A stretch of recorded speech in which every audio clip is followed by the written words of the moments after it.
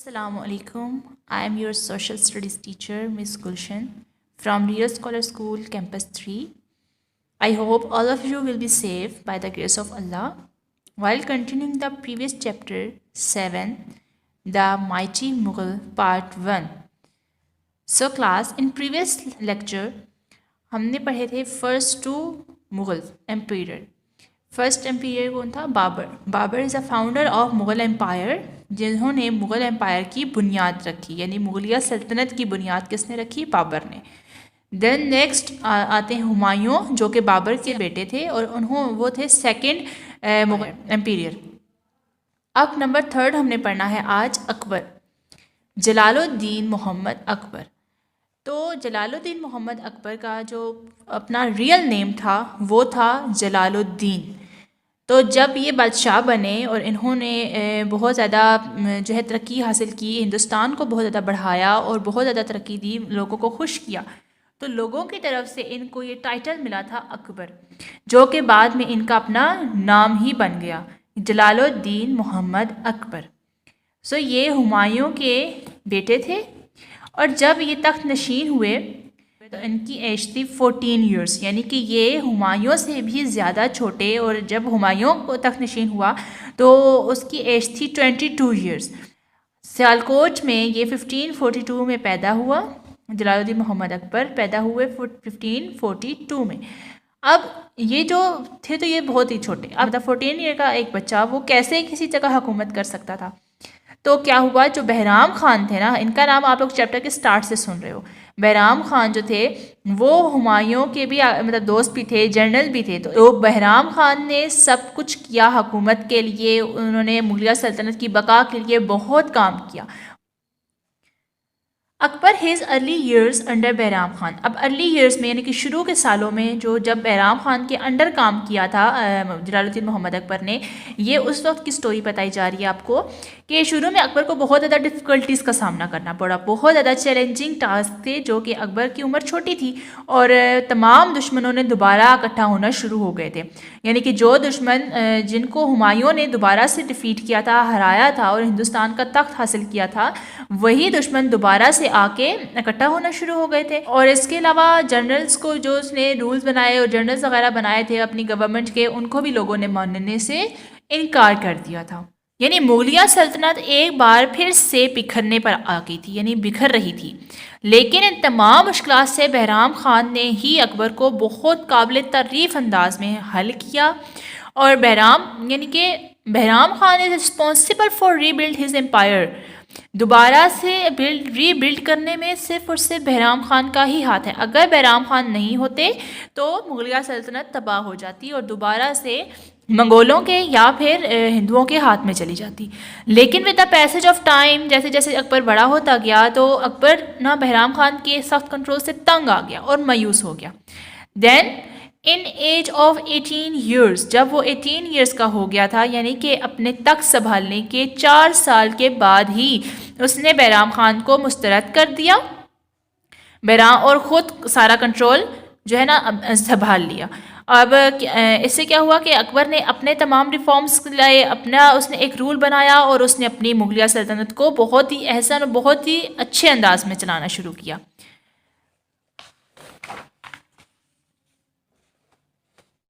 So come to next page. Akbar as a soldier. Akbar soldier कहते हैं सिपाही को, यानी अकबर एज अ सोल्जर कैसा था, यानी कि तो इंतहाई ब्रेव और स्ट्रॉन्ग था. अकबर बहुत ज़्यादा अपनी स्ट्रॉन्गनेस और अपनी बहादुरी की वजह से ज़्यादा मशहूर था. उसकी जंगी महारतें बेहद काबिल तारीफ़ थी. अकबर के जो दौर हुकूमत था उसमें बहुत सारे इलाके फ़तह हुए. सबसे पहले गुजरात, मालवा गुजरात, बंगाल, कश्मीर, सिंध, गंधारा और अहमदनगर के इलाके, और इसके अलावा भी उसने बहुत सारे इलाके फ़तह किए. अब अकबर का रूल क्या था कि इलाके तो वो फ़तह कर रहा था, लेकिन वहाँ पर ऑर्डर करने के लिए, रूल करने के लिए भी उसको जनरल्स और ये सिपाही तो चाहिए थे ना. तो क्या किया अकबर ने कि जिन इलाकों पर हिंदू राजाओं की हुकूमत हुआ करती थी, वो उन इलाकों को सबसे पहले अपनी अंडर लेकर आता, जंग जीत कर, जंग से उनको राजा को हरा कर उनके इलाकों पर अपना پرچم لہرا دیتا. دین انہی کی بیٹیوں سے شادی کر لیتا تھا. پھر ان راجاؤں کو جو وہ علاقوں جن علاقوں پر وہ پہلے حکومت کر رہے ہوتے تھے وہ علاقے ان کو واپس کر دیتا تھا. لیکن اب فرق کیا تھا کہ آلسو وہ پہلے علاقے ان کے اپنے علاقے انہی کے پاس تھے، لیکن فرق یہ تھا کہ اب وہ ان جگہوں کے بادشاہ نہیں رہے تھے، بلکہ یا تو صوبے دار تھے یا کوئی قلعے دار تھا. اکبر ہی اس جگہ کا بادشاہ بن جاتا اور دوبارہ وہ ساری جو فوج تھی اس علاقے کی پہلے اپنے راجا کے انڈر کام کر رہی ہوتی تھی، لیکن پھر اکبر کے انڈر چلی جاتی. تو اکبر کا یہی طریقہ کار تھا کہ وہ دوبارہ سے علاقے فتح کر کے انہی راجاؤں کے حوالے کر دیتا. ان راجاؤں کو اپنا یہ بھی پتہ ہوتا تھا کہ اس علاقے کے لوگ کیسے ہیں یا یہاں پہ کس طریقے سے رول کرنا، لیکن وہ ہر کام اور ہر چیز اکبر کے حکم پر ہی ہوتی تھی. اس کے حکم کے علاوہ وہ راجا کچھ بھی نہیں کر سکتے تھے. Okay so Akbar has reforms in the army. اب اس نے آرمی میں بھی کچھ ریفارمز کی تھی کیونکہ ابھی مغلیہ امپائر کو بنے ہوئے کچھ ہی عرصہ ہوا تھا. ظاہر ہے چونکہ بابر بھی بہت جلدی فوت ہو گیا اور ہمایوں نے بھی بہت کم عرصہ حکومت کی تو وہ کوئی ریفارمز نہیں لا سکا، لیکن اکبر کو اچھا خاصا موقع ملا تو اس نے بہت ساری ریفارمز کی، بہت ساری تبدیلیاں کی. سب سے پہلے کیا کیا، جو جلال الدین محمد اکبر کو جو مشکلات کا سامنا تھا نا وہ یہ تھی کہ کیا ہوتا تھا، آرمی سب سے پہلے کیا کچھ عرصہ وہ لوگ وہاں رہتے تھے اور پھر اپنے کمانڈرز کے انڈر چلے جاتے تھے. یعنی کہ جو بہت زیادہ امیر کبیر لوگ ہوتے تھے وہ لوگ بھی آرمی رکھتے تھے تو وہ ان کو تھوڑی ویجز زیادہ دے کر اپنے انڈر بلا لیتے تھے. اکبر نے کیا کیا، اس نے یہ چینجنگ لے کر آئی کہ دوبارہ سے it was not compulsory for all the officers, سارے کے سارے آفیسرز کے لیے، جنرلز کے لیے، کمانڈرز کے لیے یہ سب سے زیادہ نیسیسری کر دیا گیا تھا کہ وہ اس سلطنت کے انڈر رہ کر کام کریں گے. یعنی کہ ان کے اپنے پاس کسی قسم کا کوئی بھی جو رول ہے نا وہ نہیں ہو سکتا. اگر وہ کوئی غلام رکھیں گے تو بھی وہ سلطنت سے اجازت لے کر رکھیں گے. اگر کوئی انہوں نے اور جو ہے پیمنٹ کرنی ہے تو بھی وہ سلطنت سے اجازت لے کر کریں گے. اگر سلطنت چاہے گی تو ان کو وہ پروموشنز دی جائیں گی ورنہ نہیں دی جائیں گی.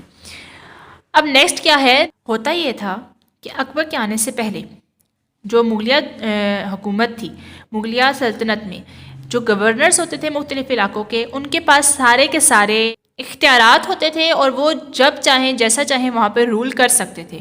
اس وجہ سے ان کے ریبل ہونے کا یعنی کہ ان کے باغی ہونے کا، ان کی بغاوت کرنے کا یعنی بادشاہ کے خلاف کھڑے ہونے کا بہت زیادہ چانس تھا. اکبر نے کیا کیا، ان تمام کے تمام گورنرز کو، ان کے لہداروں کو یا ان امیر افسران کو تمام کو آرمی آفیسرز کا عہدہ دے دیا.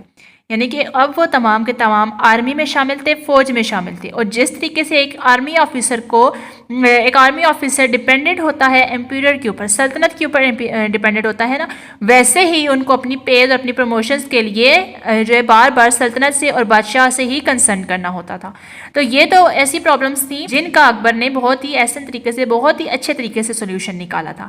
اب اکبر ویل نون کہ اس کے دشمن انتظار میں ہیں کہ اسے کیسے اپنے علاقے واپس لیں اور کیا اکبر کو ہرائیں. لیکن اکبر نے اپنی آرمی میں کچھ ایسی ریفارمز کی، ایسی چینجنگ کی کہ اس کی آرمی بہت زیادہ اسٹرانگ ہوئی اور بہت چھوٹی سی فورس کے ساتھ بھی اس نے بہت زیادہ اپنی سلطنت کو بڑھایا اور اپنی سلطنت کو بڑھاتا چلا گیا. اکبر ہیز ایڈمنسٹریٹو ریفارمز. اب اس کی ایڈمنسٹریٹو ریفارمز کیا کیا تھیں، اس نے اپنے صوبوں میں، اپنے علاقوں میں کس طرح کی تبدیلیاں کیں. اکبر کے پاس کتنے 15 پروونسز تھے.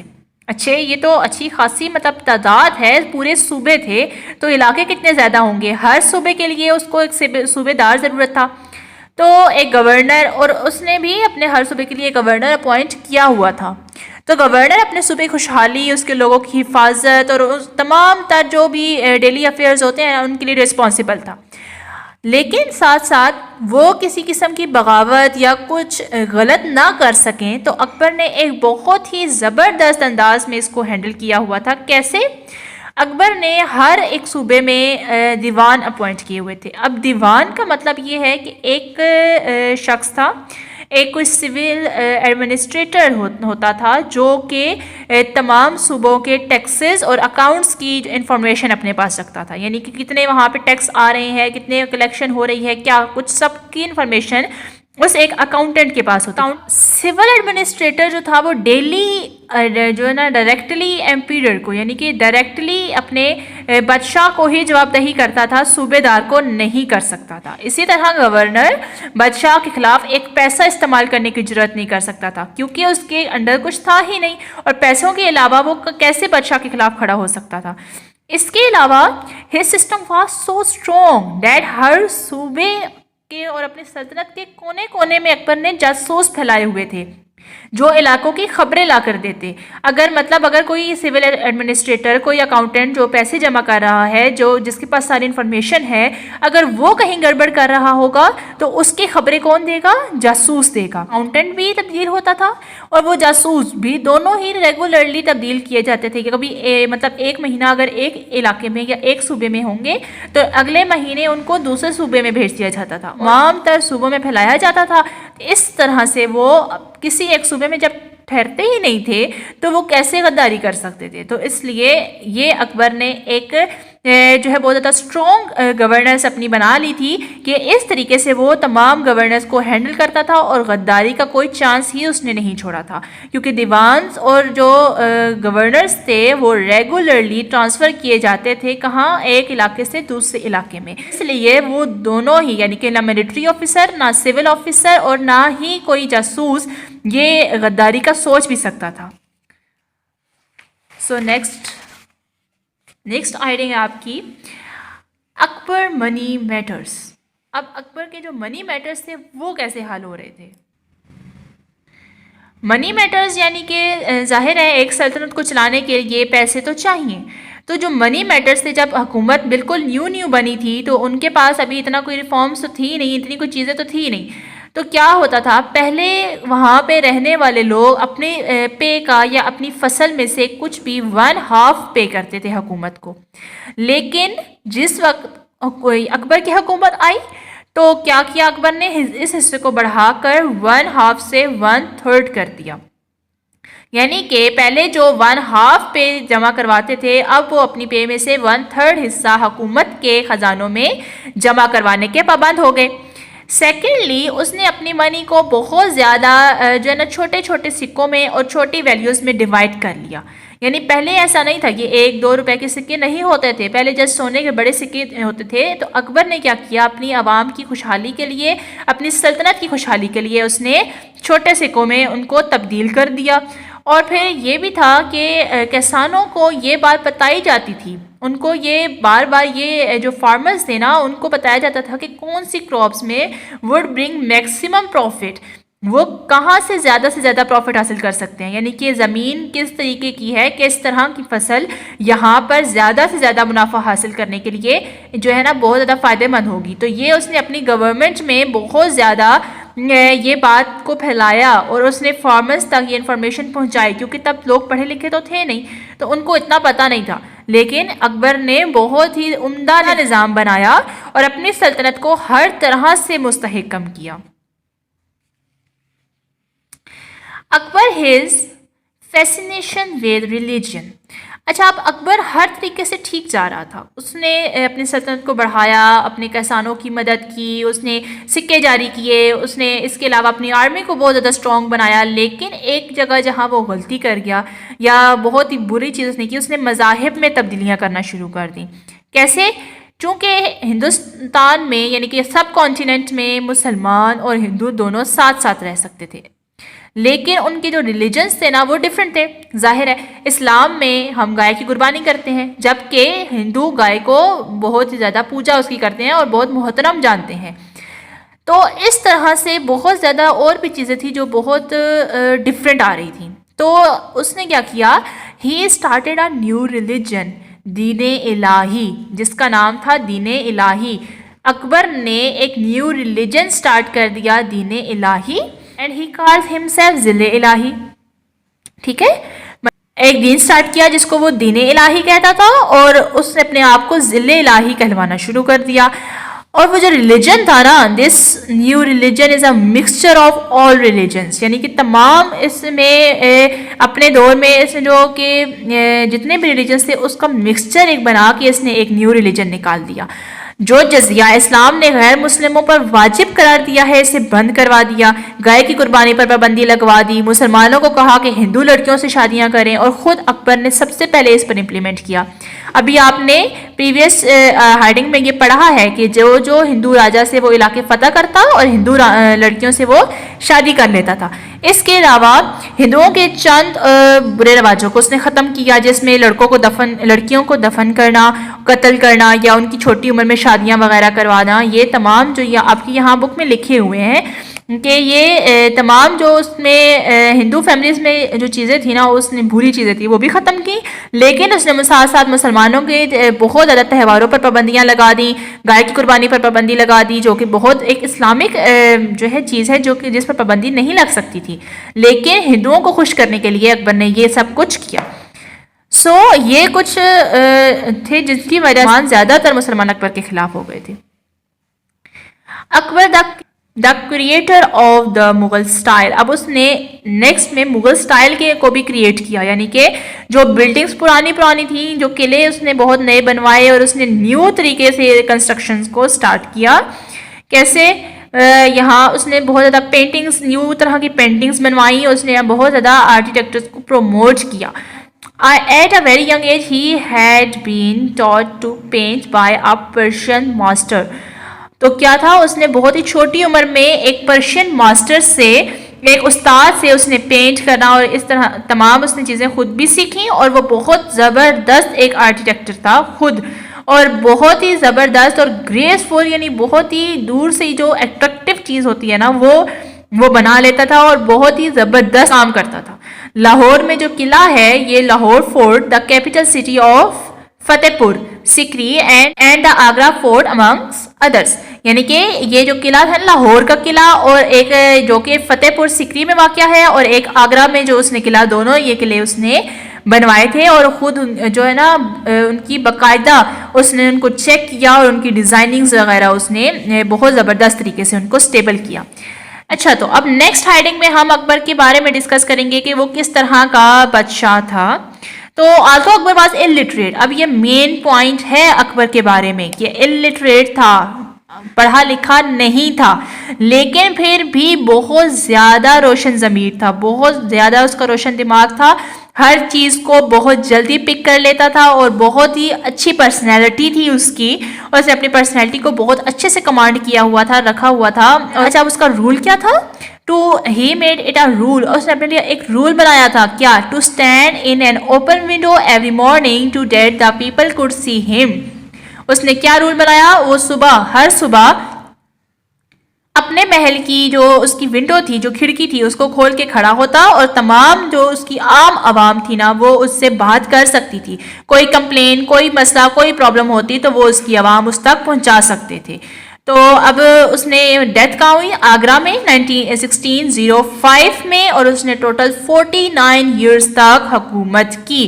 رول کتنا تھا اس کا؟ دور حکومت کتنا تھا؟ 49 ایئرز، اور تمام اتنے سالوں میں، یعنی کہ 49 ایئرز میں اس نے اپنی سلطنت کو، اپنی امپائر کو بہت ہی بڑا کر لیا، اپنے امپائر کو بہت ہیوج کر لیا تھا، اور تمام covered most of the subcontinent, اور اتنی بڑی مغلیہ سلطنت ہو چکی تھی کہ وہ سب کانٹیننٹ کا آلموسٹ تمام حصہ کور اپ کر رہی تھی۔